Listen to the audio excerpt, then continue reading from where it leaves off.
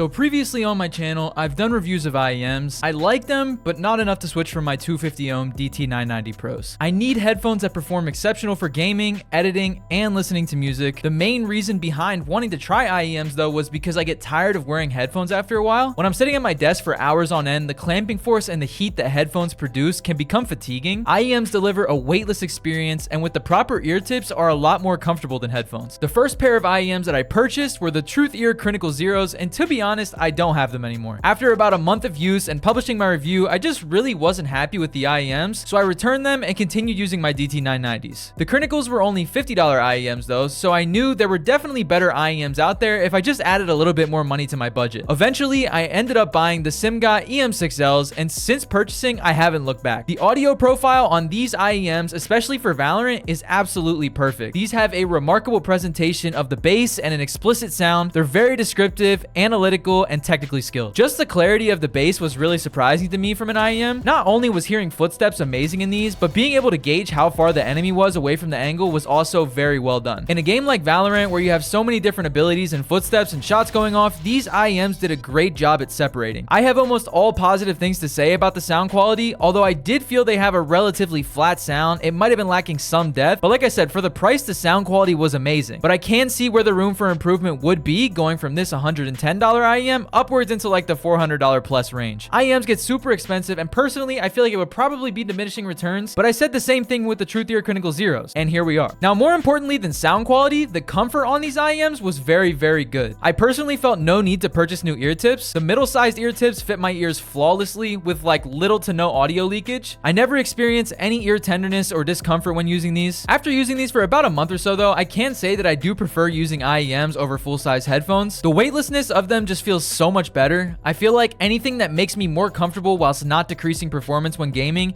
is something that I like to have in my setup, and that's exactly what these IEMs do for me. One thing to consider when using these IEMs is if you have extremely long hair that covers your ears, it can be a little annoying to put these things on, but I say to that, you need to just go get a haircut. I low-key need to tell myself that right now though, because I kind of look homeless. For $110, I can definitely say that the EM6Ls are worth it, and I would recommend them to anyone out there that plays TAC FPS games. I know a lot of people were happy with the Truth Ear Critical Zeros sitting at $50, but knowing that these IEMs are $60 more, I can't suggest the Zeros anymore. The returns with the EM6Ls are worth it for that extra $60. As far as the build, the IEM shells consist of two parts, a 3D printed resin housing and a CNC machined faceplate. However, one drawback of this design is that both parts are black and glossy, making them fingerprint magnets. This finish, while visually appealing, might require frequent cleaning to maintain its aesthetics. I did have a big problem with these though. When I first got these IEMs, everything was fine, and about 3 days into using these with light use, the tip fell off of the nozzle. It didn't happen when taking off the ear tips either, it just happened when I went to pull them out of my ears. I was able to return them and have a new pair within days thanks to Amazon, but for $110 products, stuff like this just shouldn't be happening. I can say Simgot support is excellent though, because I posted a TikTok about the subject and they emailed me asking me if I was able to fix it and if there was anything they could do. W support Simgot. Overall, the build quality on my new copy is commendable, with the only potential drawback being the glossy finishes susceptibility to wear and tear. Another benefit of these IEMs is that you don't need an amplifier to power them like you would some headphones that sound even remotely as good as these. My DT990 Pros were 250 ohms, so I needed an amp to power those. Regardless though, I would still recommend you get an audio interface with zero delay, such as the Audient Evo 4 or the Wave XLR, instead of using your built-in PC sound card. The reasoning for this is so you're able to hear yourself talk with no delay while you're playing and talking to friends, or recording audio for a video, etc. IEMs are not open back like some headphones, so they do block all outside audio. I can barely hear myself when I have these in my ears, and there's sometimes where my girlfriend walks in and scares the shit out of me because I can't hear her either. Overall, did the IEMs sound better than open back headphones? No, at least not these specifically, but they sound good enough and have enough pros for me to make the switch. I really hope y'all enjoyed. I tried to make this video more of an informative styled video than a review, because I am by no means an audiophile. I'm just a gamer, but this has been my experience and I figured I'd share it with you guys. Have a good rest of your day, fellas, and I'll talk to y'all later.